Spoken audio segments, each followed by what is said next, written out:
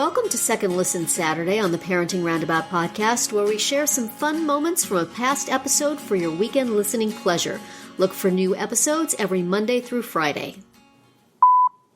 We noticed a Washington Post article making the rounds recently on social media, as these things do. Anytime there's something about how you are parenting wrong, that thing hits social media like wildfire. This particular one is called How to Raise Kinder, Less Entitled Kids According to Science. Because science, ladies and gentlemen, science has a name, a study, and a book on every single thing you do. I learned many names for things that I would just call normal human behavior in this article. And the first thing I thought was, boy, oh boy, first world problems, anyone? Sally, we must learn to be compassionate. Not everyone can have a huge 2-story house with a soaring foyer. Some people have to make do with a lovely ranch-style home. Little uncomfortable. And the second thing I thought was, according to research done by a noted scientist, there is an affliction called behavioral research exhaustion syndrome, with which I have diagnosed myself, and now I'm going to go lay down. So, as we all know, I have an attitude about this stuff. It just gets my back up every time. But I know you all are more temperate and interested in the insights that professionals can give you into how you should be living your life. So, Catherine, what did you think about this? Well, there were parts of it that made me say, like, oh, yeah, that is happening all the time in my house.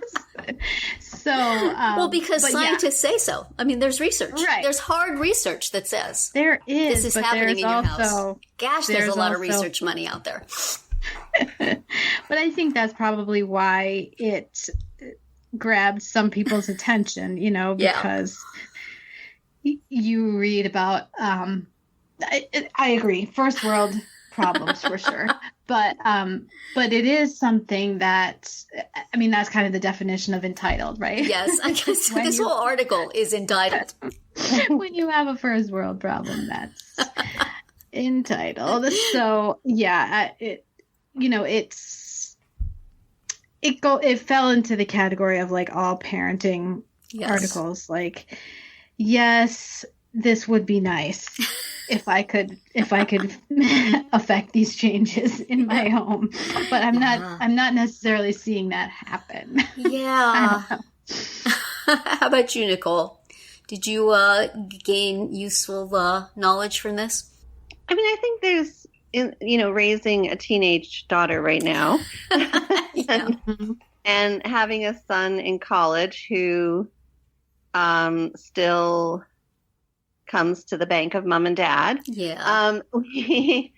It's a constant kind of concern that we have, because, of course, when we were their age, we paid for most of our things and didn't rely on our parents as much and didn't have the high expectations. And so we try and offset it in other ways. It's a dilemma. It really is a parenting dilemma. It is. You both have feel that your kids do have this entitlement problem. In some ways, yeah. Oh, yeah. Yeah. Yeah. I mean, because, well, here in the article, it says that humans can become acclimated to almost anything they're exposed to frequently. So, I worry that, or obviously we've exposed them to a lot of, Starbucks drive-thrus and, a piece of clothing here and there, or a drive to, a car ride to the movie theater. So they get used to it. Right. And then when they start to expect it, that's when we push back and we're like, wait, hold on a second. Right. You can't expect it all the time. And then, but they're like, but yeah, you do it all the time. So I guess I'm the one that's wanting to be with them all the time. Maybe they're like, I should never have let mom come with me because now she expects it. I feel like perhaps my kids look at me and think that this information would be useful for them as well. Don't. Yeah. Don't tell mom your problems because she's going to want to hear them all the time. All the time. But I had an issue with my daughter this summer because she's really too old for these summer camp things. And she wasn't taking summer school this summer. And she was just beside herself. She just didn't know what she was going to do for the summer. And, what was I going to do to fix that? Yeah. What was I going to do to entertain her for the summer? Because every summer has been jam-packed with activity. And this was the first summer that we didn't really have anything planned. And I was thinking, when I was her age, I never went to summer camps or, we just hung out with our friends and rode our bikes around town. I mean, granted, there's a lot of stuff that they can't really do now anyway because of safety reasons. But, we just had a lot of downtime, and that's not something she's used to. Yeah. So, I don't know. I there's a large sense of entitlement in terms of being expected to be entertained and busy and have things. I'm just trying to think. I don't know. I mean, certainly there are individual times when I think that, I do the, electricity costs money and the cable TV costs money and all of this stuff. But I just feel like in the list of priorities in my parenting, this sort of thing is kind of low. I think just because we've got so much other stuff going on. Which doesn't mean I want my kids to be boorish and entitled. It just means that doesn't seem to be, I don't feel there's all that high a risk of it with the other things. But I mean, certainly we do, like they were talking about, yelling at people passing, cutting you off in traffic and not thinking about the fact that they may be rushing to the hospital, which, let's be honest, they're not. They're just, they're just entitled. I feel that those people are entitled. And I'm not sure about, maybe I've just read too much disability arguments online. The idea that the way to teach your kids empathy is to, have them help the less fortunate, which is a good thing to do. But at the same time, the less fortunate aren't there. Don't exist to teach your kid a lesson. So I wonder if there's a certain diciness to that too. That, the way to teach your kid empathy is to go buy undershirts for a less privileged kid. It is all very first world problem-y. Anyway. Catherine, you said the part that really resonated with you was, I think we just talked about this, anything we provide or do regularly become the new norm, whether it's a post-game milkshake or a certain brand of clothes, and not doing things can also become a norm. I know we were talking recently about, yes, I will buy you underwear. No, I will not buy you the underwear from the fancy place that you like. Right. That I can see. But I don't feel that happens a lot in my house. Well, it's dumb things like last week we had to go to the orthodontist, and afterwards my daughter was like, well, time to go to McDonald's for my hash brown. And I was like, what? Like, apparently every time we go to the orthodontist, we have to get a hash brown after. Like, it's such a weird I like hash browns. I like them too, but I don't know why this became a thing. So now all of a sudden and then she's like, okay, we have to go. It's a weird thing, but it's just an example of the way that things really do become habits. Like, I always leave my dirty dishes in the sink instead of putting them in the dishwasher, or mom always packs my lunch, or dad always packs my lunch instead of me doing it. So though that piece of this article made a lot of sense to me, but they didn't get into how to fix it. They didn't say, take your kids to buy Christmas presents for the less fortunate, and then you'll solve this particular problem. So it's like, you're doing it wrong. Go fix it. I'm still waiting for that response. It's interesting hearing all this stuff because, we've talked about routine before, and my family is very fixed on routine.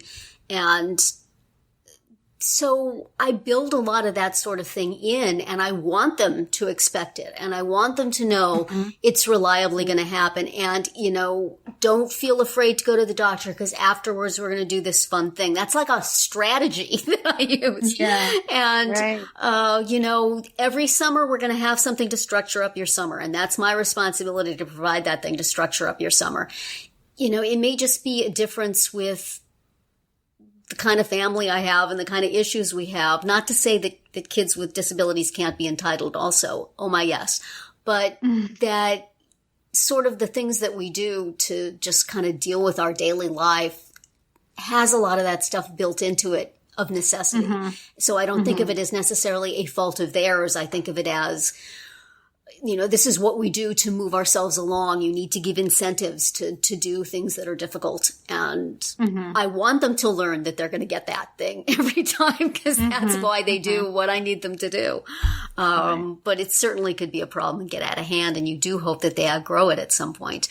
But heck, I buy myself hash browns to get if I get through something difficult. Yeah, I know. I would want that metaphorical hash browns. I always go to Starbucks after my mammogram. So. Yes, so obviously this doesn't apply to us, right? This is just the children. We don't have to model it, do we? I think it's no big deal to go get a hash brown, but it's I know the expectation that bugs me. Yeah, I just got distracted by that because it made me want hash browns.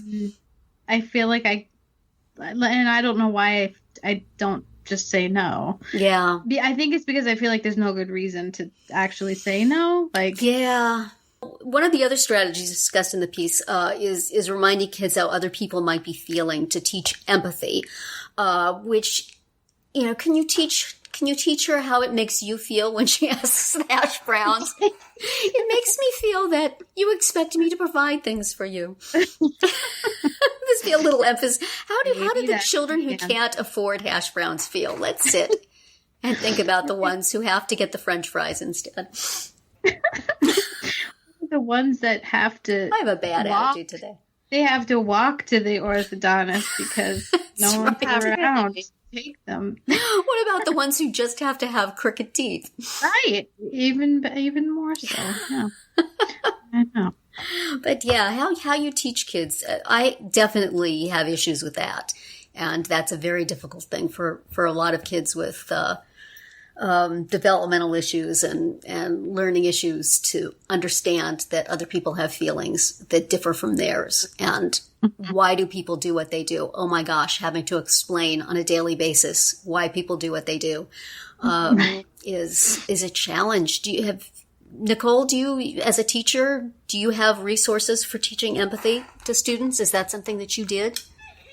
That actually was a very large part of our curriculum because, as you know, we have inclusive schools in our school system. So that is, having empathy for one another is the foundation for the school culture because kids need to understand, the differences and I guess be more aware of various abilities. And so we have actual there was a whole curriculum around social and emotional development, which focused on empathy. And they say that empathy is the precursor. It's it's kind of the element that kids need in order to reduce bullying.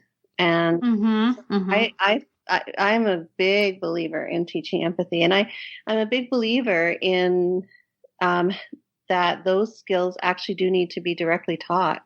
You can't just assume that kids will inherently know that or have that modeled at home. So those need to be specifically talked about and discussed. And so that's my little rant. Yeah, the modeling at home part. The modeling at home is where I get stuck on a lot of this stuff. Don't do as I do, children. Yeah, I think it's great that it's included in the curriculum. Yeah, it's that's the one thing that I really wish we had more of here, because there's just seems to be not a lot of attention paid to the social development in our area schools, at least. So, or I wonder if it's taught in some ways that is difficult to generalize. You do a little exercise at school and it makes sense, but how does that apply to when you want something? Right. Yeah. So, and that's hard. It's hard for adults. So, of course, it's hard for kids. And how important do you think it is for your kids to understand the way you feel about things? Is it, as parents, are we supposed to just grin and bear it? Exactly. Or is it reasonable to want your kid to understand when you're stressed and when you're upset and when you don't feel like cooking or you don't feel like doing this thing? I sometimes get them feeling sorry for me, and then I feel bad because it's really not their responsibility. It's my responsibility, the way I feel. But yeah, I feel the same way, that I'm not real good at hiding my frustration if I feel it, but is that fair? You know, because then I'm just kind of shifting it from me to them. And then you get, you get adults who learn to tiptoe around their mothers when they were kids, Nicole and me, and then, and that's not good. I wish I could go back and redo that pressure, and you don't want to inflict that on the next generation, and yet patterns are difficult to change. Right. So I don't hold my emotions very well. And you expect your kids to empathize with your situation and stop doing what they're doing? Yeah. Not that there's anything wrong with that. Well, and I don't necessarily want them to change their behavior out of guilt. Yeah. Like I made them feel bad, so now they're going to change what they're doing. So that's a very fine line. Yeah. Changing your behavior because it's the right thing to do, not because it's what's driving your mother crazy. Right. But I mean, a lot of entitlement is kind of, your dad and I work hard for this, and then you take it for granted. Mm-hmm. That's sort of an empathy thing, I guess. Mm-hmm. That comes up a fair amount around my house.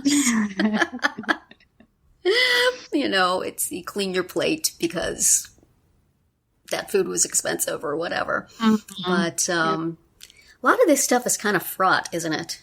Yes.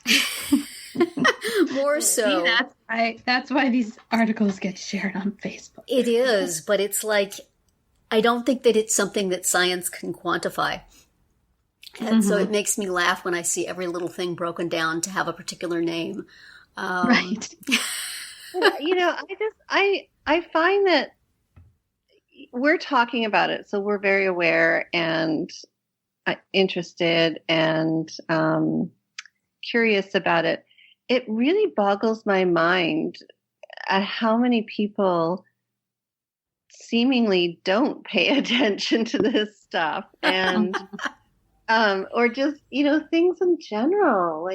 So that's why I feel like a lot of this has to be talked about and discussed and brought up, because so many people seem to not be aware of it to begin with. Yes. So, they have social media ignoring syndrome and do not get the benefit of all this guilt that we are trying to lay down. Come on, people. Pay attention. Just common sense.